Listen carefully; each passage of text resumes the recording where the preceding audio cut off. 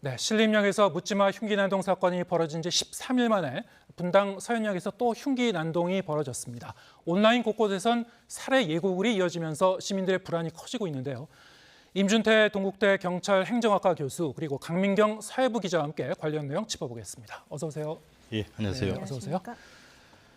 네, 이 사건이 일어나고 이제 하루가 지나고 피의자 최 씨에 대해서 또 새롭게 지금 파악되는 부분들이 지금 알려지고 있죠. 최 씨와 관련해서 어떤 내용이 새롭게 확인됐습니까? 네, 일단 경찰이 만 하루 정도 조사를 했기 때문에 어느 정도 내용이 좀 파악이 된 바가 있는데요. 우선 피의자 최모 씨는 2001년생으로 올해 22살로 밝혀졌습니다. 직업은 어저께 알려진 대로 배달업 종사자로 알려졌고요. 또 최 씨는 체포 직후에 왜 범행을 저질렀는지에 대해서 간략하게 좀 얘기를 했고 경찰이 추가적으로 수사를 하기로 했는데요.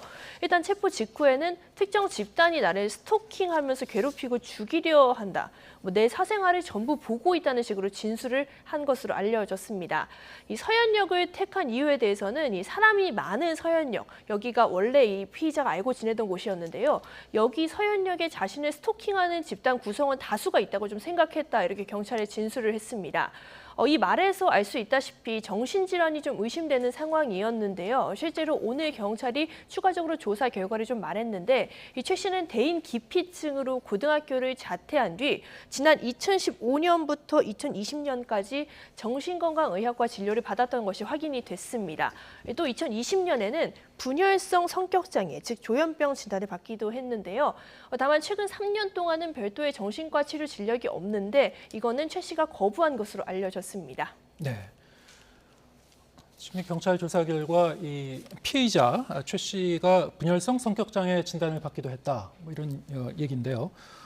여기에 더해서 이제 피의자는 이제 피해망상을 호소하고 있기도 합니다. 경찰도 이제 정신적 질환이 어느 정도 연관성이 있는지를 좀 더 이제 면밀히 검토하겠습니다만 어떻습니까? 교수님 보시기에 피의자가 이런 주장을 하고 있는 피해 망상을 호소하고 있는 부분도 좀 우리가 주목해 봐야 될 것 같은데 어떤 의도가 있을까요? 통상 이런 강력 사건을 저지르고 나서 피의자들은 자기의 어떤 책임을 좀 감경할 그런 어떤 심산으로 자기 어떤 심리 상태라든지 이런 부분들을 호소하는 경우도 있습니다. 예. 물론 이제 악의적인 경우도 있고 또 이번 사건은 물론 더 의학적인 더 진단이 좀 필요할 것 같습니다만은 실제로 범인이 이와 같은 정신 질환이라든지 또는 심신 미약이라든지 또 형량상의 어떤 감경 사유가 있을지 여부에 대해서는 좀 추가적인 조사와 또 의학적인 진단이 내려진 후에 어떤 책임 여부에 대해서 우리가 반영이 돼야 될 것으로 보여집니다. 네, 어느 정도 감경 사유가 됩니까?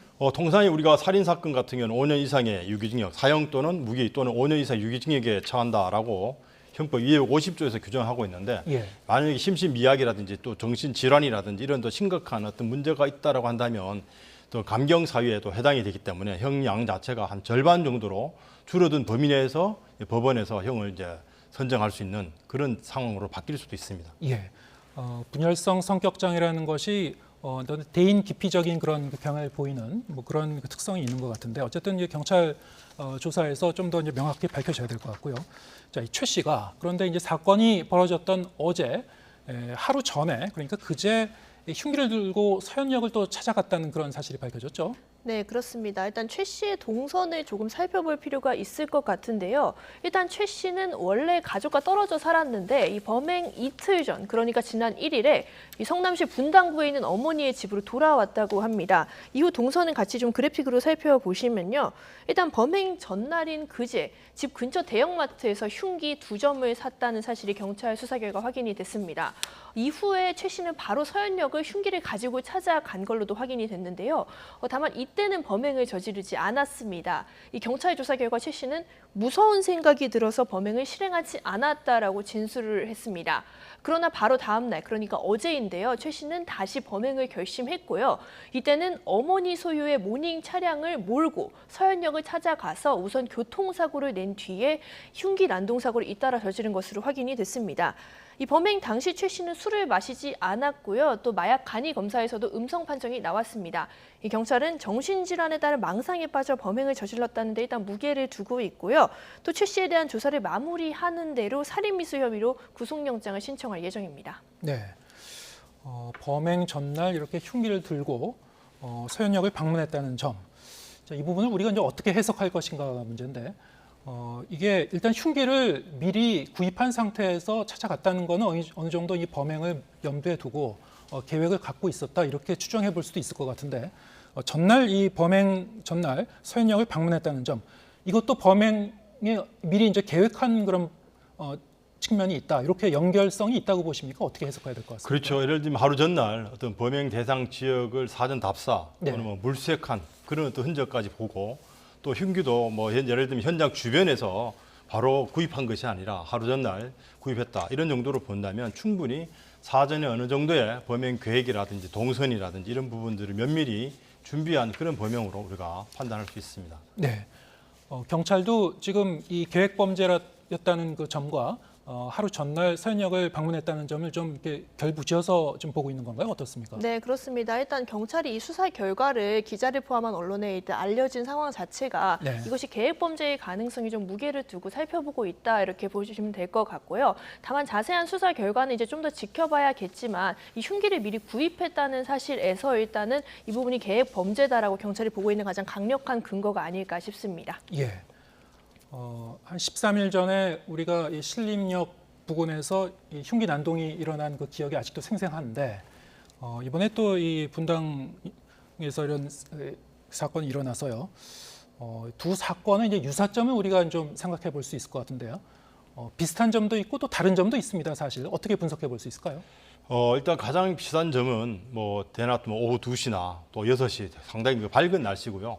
흔히 우리가 이제 범죄 예방 차원에서 뭐 후미진, 뭐 골목길 혼자 다니지 말라 이런 전통적인 범죄 예방 이런 수치인데 이번 사건 같은 경우는 대낮에 많은 사람들이 운집한 역 주변 또는 뭐 상가라든지 백화점 이런 주변에서 발생했다는 점. 그리고 어떤 그 두 범인의 어떤 그 특징은 정상적인 어떤 사회생활을 좀 영위하지 못하는 소위 말해 사회로부터 약간 격리된 외톨이형 어떤 그런 어떤 인간관계라든지 사회생활에서 어떤 문제점이 있는 그런 청년들에 의해서 저질렀던 것으로 공통점을 좀 찾을 수 있고 또한 그 어떤 범행에 사용된 그 도구가 흉기가 대부분 칼과 같은 일반적으로 좀 쉽게 그 구할 수 있는 그런 도구였다는 점이 공통점이 있습니다. 그러나 좀 차이점은 이 앞에 그 신림역 사건 같은 경우하고 서현역 같은 경우는 사실 1차 범행이 이제 차량을 이용해서 어떤 범행을 저지르려고 했는데 아마 그 돌진한 이후에 차량이 이제 멈추고다 보니까 그 이후에 2차 범행을 저지른 점은 분명히 이제 그 서현역 사건과 신림역 사건의 좀 차이는 보여지는 것 같습니다. 네. 그리고 또 거기에 더해서 이번에 이제 부상을 입으신 분들 성별과 나이대가 굉장히 다양한 것 같습니다. 이것도 좀 차이점 아닌가요? 그 부분은 일단 뭐 제가 볼 때는 범행 대상을 사전에 어느 정도 구체적으로 특정한 정황은 아니고 사람들이 많이 그 내왕을 할 수 있는 역 주변이라든지 이런 이제 백화점 주변에서 다중을 대상으로 한 불특정 다수를 상대로 한 어떤 범행이다 보니까 그것이 뭐 어떤 특정 성별을 지향을 했는지 또는 그 자기가 범행을 저질러서 공간 안에서 쉽게 대상자로 좀 선정할 수 있는 사람에게 국한된 것인지 그 부분은 좀 더 면밀하게 좀 분석이 필요한 것 같습니다. 신림역 앞 그 범행을 저질렀었던 조선 같은 경우는 자기와 비슷한 또래의 젊은이들, 특히 남성을 표적으로 해서 이제 범행을 저질렀기 때문에 이 두 사건 사이의 유사성과 차이점, 경찰 수사 과정에서 이제 범죄 심리를 좀 더 면밀히 이제 살펴볼 필요는 있을 것 같고요. 자, 이렇게 이 흉기 난동 사건이 또 일어나면서 시민들의 이제 불안감이 커질 수밖에 없는데 여기에 더해서 온라인상에 이 흉기 난동을 예고하는 글들이 잇따라 들어오면서 더 불안감을 키우고 있죠. 네, 그렇습니다. 일단은 온라인상에 확인되지 않는 사실을 전하는 글들도 지금 굉장히 많은 상황이고요. 또 이에 더해서 이제 모방 범죄인지 여부는 좀 확인을 해봐야 되긴 하는데 흉기를 가지고 번화가를 돌아다닌다 이런 신고도 지금 굉장히 많이 들어온 상태거든요. 일단은 좀 한 사례를 좀 소개시켜드리면 오늘 오전 10시 40분쯤에 서울 반포동의 고속버스 터미널에서 이 흉기를 소지하고 다니던 20대 남성이 경찰에 붙잡혔습니다. 그런데 이 남성은 일단 흉기를 갖고만 다녔을 뿐 따로 사람을 향해서 휘두르거나 이러진 않아서 다친 사람은 없는 걸로 확인이 되긴 했는데요. 신고를 받고 출동한 경찰이 이 남성을 잡아서 좀 물어보니까 뭐 세상이 너무 무서워서 흉기를 가지고 다녔다 뭐 이런 말을 했다는 얘기도 있습니다. 또 인터넷은 아까 이제 말씀하셨다시피 살인을 예고하는 글이 좀 계속 잇따라 올라오면서 시민들의 불안감이 좀 커지고 있는 상황인데요. 가장 대표적인 거는 어제 서현역 범행 직후에 올라온 이른바 오리역 범행 예고 글이었습니다. 이 글에는 좀 실제로 살펴보면 오리역에서 뭐 흉기를 휘두르겠다, 경찰도 살해하겠다 이런 취지의 글까지 올라왔는데요. 또 이 밖에 뭐 흉기 난동이 벌어진 서현역에서 뭐 20명을 찌르겠다 이런 글도 있었고요. 오늘 같은 경우에는 서울 강남하고 잠실 또 경기 의정부 부산 등등에서 이렇게 강력범죄를 저지르겠다는 글이 계속 이어지는 상황입니다. 근데 제가 일단 스튜디오에 들어오기 전까지 내용을 좀 확인을 했을 때 이 중에서 몇 명이 잡혔는데요. 일단 잡힌 피의자들은 하나같이 말하는 게 단순히 장난이었다. 이 커뮤니티 상에서 이런 글을 올렸을 때 다들 장난인 줄 알고 있었다고 생각했다. 뭐 이런 식의 변명을 하고 있는데요. 이 부분에 대해서는 좀 더 확실히 주의를 해주셔야 하는 게 이런 글들이 지금 현재 같이 이렇게 강력범죄가 이어지는 상황에서 자칫 경찰력 낭비로 이어질 수 있는 상황이거든요. 그렇기 때문에 최대한 자제해 주시는 게 맞는 것 같습니다. 네, 이것을 단순히 장난을 올렸다. 이거는 참 그동안 이러한 범죄를 경고하는 글에 대해서 사법당국이 너무나 이제 가볍게 처벌해서 그런 건지 아니면은 좀 사회적으로 어떤 이런 불안 심리를 좀 더 증폭시키려는 그런 의도가 있는 건지 우리가 좀 더 봐야 될 것 같은데 수십 건의 글이기 때문에 한 10건이 넘는 글이기 때문에 개별적으로 다 의도가 좀 다를 수 있을 것 같습니다. 어떻게 우리가 분석해 봐야 될까요? 일단 뭐 최근에 일련의 사건들이 워낙 사회적 관심을 끌다 보니까 사회 불만이나 개인 어떤 사생활에서 문제점이 있거나 또 적응을 잘 못하는 이 젊은 청년들 중심으로 이러한 어떤 불만의 대상을 불특정 다수에게 좀 쏟아낼 수 있는 그런 하나의 어떤 모방성 행위라고도 볼 수 있고요. 또 이런 일들이 사회에 이제 번지게 되면 자기가 그런 글을 올리고 나서 많은 사람들이 두려워하는 모습들이 보도되고 하는 그런 광경들을 보면서 일종의 이제 범인들은 커튼 뒤에서 어떤 자기의 어떤 만족감을 느낄 수 있습니다. 예를 들면 이런 유사한 사례가 방화 범죄를 저지르고 나서 방화 범죄가 먼발치해서 119나 911 신고를 해서 이 소방차나 이 일반 시민들이 놀라고 하는 그런 모습들을 또 즐기는 범죄자도 있거든요. 그러니까 예. 단순히 이것은 뭐 모방 범죄를 떠나서 어떤 그 범죄자 이상한 심리에 의해서 이런 범죄들이 또 일어나기 때문에 향후에 인터넷에 이러한 그런 글들이 많이 올라온다면 경찰도 좀 선제적으로 IP 추적을 해서 신속하게 어떤 그런 그 범죄자들이 재발하지 않도록 하는 좀 노력들이 지금보다 훨씬 더 좀 더 관심이 좀 높아져야 될 상황인 것 같습니다. 예. 자, 일련의 이런 사건들을 계기로 해서 시민들이 정말 집 밖에 나가기도 좀 무섭다. 뭐 이런 분들도 많이 좀 늘고 있는 것 같은데 시민들의 불안감 어느 정도입니까? 네, 일단 뭐 저희 YTN이 어제 서현역 사건 발생 이후 오늘까지 계속 취재 기자들이 현장에 돌아다니면서 많은 시민들을 만났는데요. 이 대부분은 사실 이 범죄 현장과 직접 연관되지 않은 곳에 있던 분들도 뭐 충격적이다, 눈으로 봤는데도 못 믿겠다 등의 좀 반응을 전해왔거든요. 일단 오늘 서현역 사건의 이 목격자이자 피해자 지혈을 도와서 일명 10대 영웅으로 주목받은 윤도일 씨의 당시 현장 발언부터 좀 들어보시겠습니다. 여성분이랑 남성분이 다 피 흘리고 쓰러지고 있으셔가지고 검은색 모자에 검은색 그 집업 같은 거 입고 그냥 칼 들고 도망가더라고요. 네, 그리고 어제 사건이 일어난 이 서현역에서 급히 대피를 일단 했다가 하지만 이제 출근을 해야 되니까 다시 이곳을 찾아와야 했던 시민들이 오늘 아침에 좀 불안감을 호소하기도 했는데요. 이분들의 말도 한번 들어보시겠습니다. 지금도 사실 막 좀 다시 얘기하면 굉장히 좀 긴장되고 좀 떨리는 기분이 있고 좀 같은 길인데도 좀 무섭다는 느낌이 드는 것 같습니다. 네, 지금 들으셨습니다만 길거리 다니시면서도 굉장히 긴장되고 떨리는 기분이 든다. 자, 이렇다 보니까 시민들이 불안해서 오인 신고도 늘어나는 거 아닌가 싶습니다. 지금 상황이 어떤가요? 네, 일단 오늘 저희 YTN에도 수많은 제보가 쏟아졌는데 이 제보 중에 상당수가 오인 신고인 걸로 또 밝혀진 경우도 있거든요. 일단 뭐 대표적인 사례를 좀 들어보면 서울 지하철 오늘 광운대역 근처에서 어떤 남성이 흉기를 들고 다닌다는 신고가 들어왔는데요. 이게 경찰이 자초지종을 좀 살펴보니까 알고 보니까 이 등산객이 허리띠에 실밥이 나와서 그 실밥을 좀 잘라내려고 등산용 나이프를 꺼냈다가 놀란 시민들이 신고를 한 내용이었습니다. 또 서울 잠실 세내역 앞에서는 오늘 오후에 경찰이 무면허 운전자를 체포하는 과정이 있었는데 이 경찰이 두세 명씩 막 몰려가고 또 뛰고 하다 보니까 주변 시민들이 여기에 또 흉기 난동 예고가 또 있었나 보다 이런 식으로 경계를 강화하나 보다 이렇게 받아들여서 온라인에 글을 올렸고 또 이게 잘못된 정보 확산으로 또 이어지기도 했거든요. 그런가 하면 서울 강북구청 앞에서는 한 남성이 스스로 좀 자해한 채 이제 혈흔을 남긴 채로 길거리를 돌아다녔는데 이게 시민들에게 공포를 주기도 했습니다. 이게 사실 요즘처럼 이렇게 강력범죄가 이어지는 상황에서 시민들의 불안감이 극도로 다다르고 또 신고를 하는 거는 어찌 보면 좀 당연한 상황인 것 같긴 합니다. 이제 다만 확인되지 않은 소문과 잘못된 정보가 너무 많이 퍼져나가고 하면 아까 말씀드렸다시피 경찰력의 낭비로 이어질 수도 있으니까 조금 조심하셔야 할 필요도 있을 것 같습니다. 네. 경찰의 대책도 짚어보겠습니다. 윤익은 경찰청장이 대국민 담화문을 발표했는데 어떤 내용입니까? 네, 윤익은 경찰청장이 어제는 전국 시도 경찰청장 회의를 소집했고 또 오늘은 바로 대국민 담화를 발표했는데요. 일단 그 전에 경찰이 사건 발생 직후인 어제 63명 규모의 전담 수사팀을 꾸렸거든요. 이 수사팀의 특징으로 하면 일단 분당 경찰서장이 팀장이고요. 수사 초기부터 원래는 보통 중간 정도에 투입을 하는데 수사 초기부터 프로파일러를 투입해서 이 범죄 심리를 좀 분석을 시작했습니다.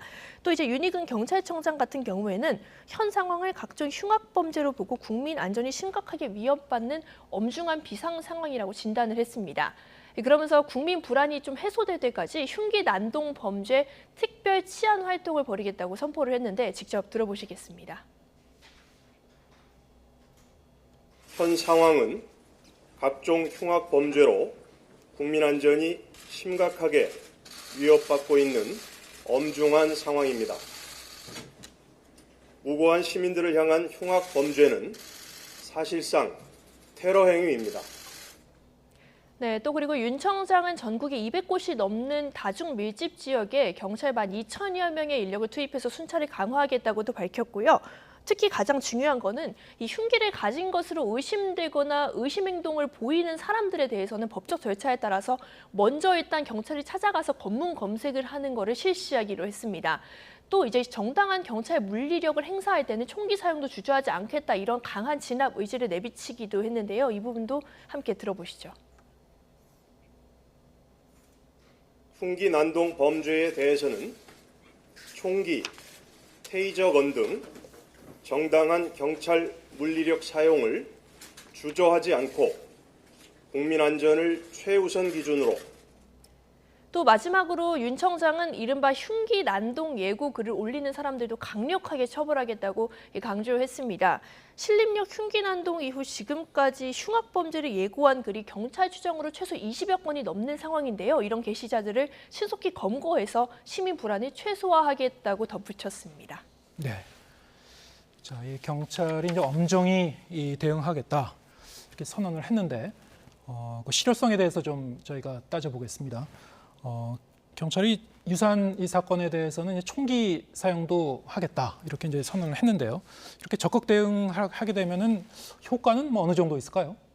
일단 뭐 이렇게 이제 흉기를 소지하고 예. 이런 범행을 혹시라도 계획을 했던 범죄자라면 상당히 이건 조심하게 될 것이고요.